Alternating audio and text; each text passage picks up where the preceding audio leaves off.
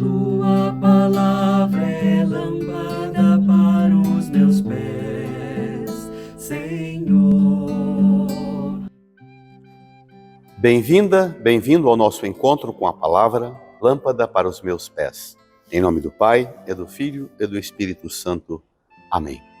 O Evangelho proposto para o 19º domingo do tempo comum, Mateus, capítulo 14, versos 22 a 33.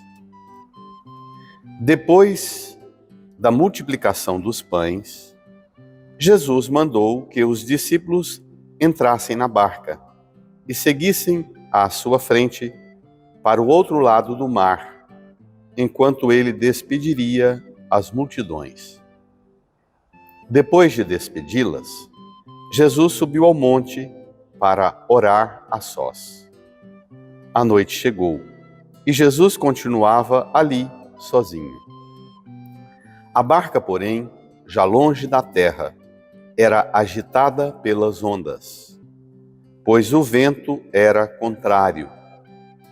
Pelas 3 horas da manhã, Jesus veio até os discípulos andando sobre o mar. Quando os discípulos o avistaram andando sobre o mar, ficaram apavorados e disseram: "É um fantasma!" e gritaram de medo. Jesus, porém, logo lhes disse: "Coragem, sou eu, não tenhais medo."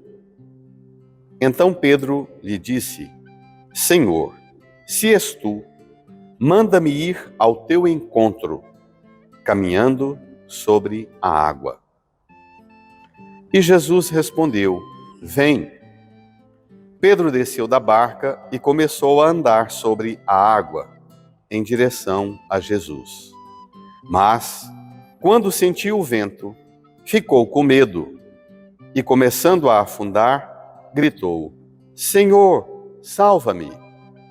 Jesus logo estendeu a mão, segurou Pedro e lhe disse: "Homem fraco na fé, por que duvidaste?" Assim que subiram no barco, o vento se acalmou. Os que estavam no barco prostraram-se diante dele, dizendo: "Verdadeiramente, tu és o Filho de Deus." Amém. Irmãs e irmãos, esse texto tão importante para o nosso discernimento no seguimento do Senhor. A própria introdução do texto já apresenta que contexto é depois da multiplicação dos pães. Jesus mandou que os discípulos entrassem na barca e seguissem à sua frente para o outro lado do mar. Algumas traduções pedem que, ao invés de Jesus mandou, Jesus ordenou ou Jesus obrigou. Jesus parece interromper bruscamente o entusiasmo dos apóstolos no final da multiplicação dos pães. Que razões são essas que levam Jesus a obrigar, a ordenar os discípulos: vão embora daqui, saiam, vão logo, entrem na barca, vão para o outro lado do mar? Por que é que Jesus faz isso? Uma boa interpretação é a gente visitar o Evangelho de João, capítulo 6, verso 15. Na conclusão da multiplicação dos pães relatada por João, diz assim: "Vendo Jesus, ou sabendo Jesus, que vinham para arrebatá-lo, para fazê-lo rei, levando-o para Jerusalém, Jesus retirou-se sozinho para um outro lugar e seguiu seu caminho." Mateus quer apresentar para nós, já desde agora no capítulo 14, o que Jesus, na hora do julgamento, na hora dos enfrentamentos, lá no capítulo 18, verso 36, Jesus vai dizer: "O meu reino não é deste mundo." Jesus recusa realizar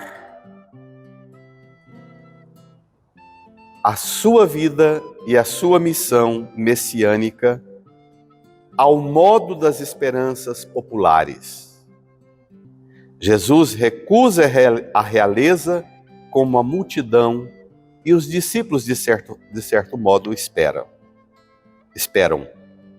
Enquanto ele despediria as multidões, quer dizer, ele mesmo se ocupa em despedi-la, ou despedi-las, porque fala as multidões. Depois de despedi-las, Jesus subiu ao monte para orar a sós. A noite chegou e Jesus continuava sozinho. O que é a oração de Jesus nessa solidão? É uma oração porque precisa de uma unção nova. Aqui, no fim da multiplicação dos pães, Jesus tem um enfrentamento. Ele precisa romper com o modelo das expectativas escatológicas do messianismo terrestre. À espera das multidões, à espera dos fariseus, dos mestres da lei, à espera dos discípulos, querem um Messias ao modelo dos Messias políticos, o Messias das ideologias terrenas, um Messias que dê cesta básica para todo mundo, dê soluções mágicas para os problemas humanos e continua um Messias no horizonte das coisas daqui, um Messias na perspectiva horizontal, sem transcendência. Jesus sobe ao monte exatamente porque ele é um Messias da transcendência, um Messias que aponta para uma realidade que supera esta das realidades daqui. Por mais pavorosas, dolorosas que sejam as realidades daqui, ele não se recusa a enfrentar as necessidades. Ele mesmo multiplicou pães, ele mesmo encaminhou por 2 vezes no Evangelho de Mateus a multiplicação de pães. Ele não se recusa a enfrentar os problemas daqui, mas ele se apresenta como alguém que é para uma realidade que supera as realidades daqui. Enfrenta a realidade daqui, mas apresenta-se como alguém que supera as realidades daqui. Pronto, a noite chegou, Jesus continuava ali sozinho. A barca, porém, já longe da terra, agitada pelas ondas. O vento era contrário. O Mar da Galileia tem cerca de 12 quilômetros de largura. 6 quilômetros, talvez. A barca longe da terra. Pelas 3 horas da manhã, na mística, às 3 horas da manhã é a hora do tormento maior, da angústia da madrugada. Quem tem problema de insônia, quem tem depressão, sabe o que é a dor e o vazio das 3 horas da madrugada. É a hora da dor maior. Nesta hora, Jesus veio até os discípulos andando sobre o mar. O mar representa as incertezas, as coisas misturadas que existem nesta vida. A água turva, a água das realidades sombrias que a gente não tem certeza nenhuma. A madrugada é a hora disso, a hora das incertezas. O mar também é o lugar das incertezas. É o lugar que você olha para o fundo e não tem noção do que tem lá dentro. O mar é o lugar onde habitam as figuras assombrosas, os fantasmas e os monstros. A madrugada também é a hora dos fantasmas e dos monstros. São 2 mares, a madrugada e o mar, na verdade. 2 realidades de fantasmas e de coisas assombrosas. Jesus vem. Os discípulos o avistaram andando sobre o mar. Ficaram apavorados e disseram, é um fantasma. E gritaram de medo, sempre o medo. Jesus, porém, logo lhes disse, coragem, sou eu, não tenhais medo. Jesus quer romper com a religião do medo. Jesus quer arrancar você da religião do medo. Nós, pregadores, aprendemos a pregar para passar medo nos ouvintes. Medo do inferno, medo do capeta, medo das doenças, medo das outras ideologias de direita, ideologia de esquerda, medo. Nós pregadores, por vezes, nos tornamos pregadores das ideologias do medo. Permitimos-nos sermos homens pregadores que estimulam o medo. E Jesus diz, não tenhais medo. Jesus não se serve da cultura e da religião do medo. Pronto. Pedro intervém. Pedro é o modelo do discípulo, na dúvida e na fé. Ele diz a Jesus, Senhor, se és tu, manda-me ir ao teu encontro caminhando sobre a água. E Jesus responde, vem. Pedro desce da barca, começa a andar sobre a água em direção a Jesus, mas quando sentiu o vento ficou com medo, sempre o medo. Assim somos nós. Queremos seguir Jesus, fazer o que Jesus fez, mas sem passar a noite inteira em oração no monte, como Jesus passou. Não tem a menor chance de dar certo. Queremos ser Messias, sem o zelo de Jesus numa noite inteira, no monte, falando e conversando na intimidade com o Pai. Pedro pede um pedido absurdo.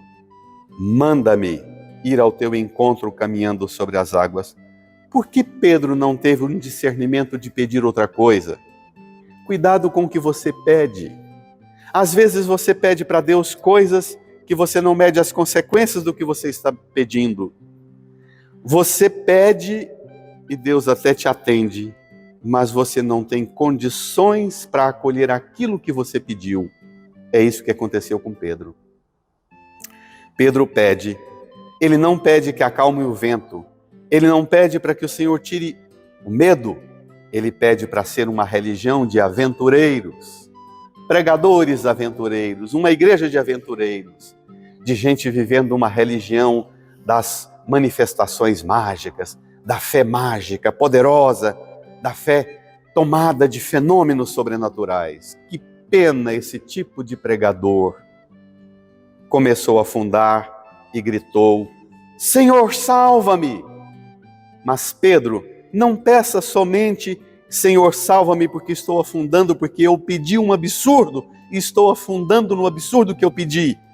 Pedro, peçamos juntos hoje, com Pedro, Senhor, salva-me do medo, salva-me de uma religião cheia de prática de magia, de uma religião milagreira. E o Senhor salva. Ele estende a mão e nos liberta de uma religião fantasiosa, mas uma religião de escuta é o que Ele quer. Escutemos, caminhemos, seguindo Jesus e não Ele nos seguindo. Assim seja o seu domingo e a sua semana. Até a próxima.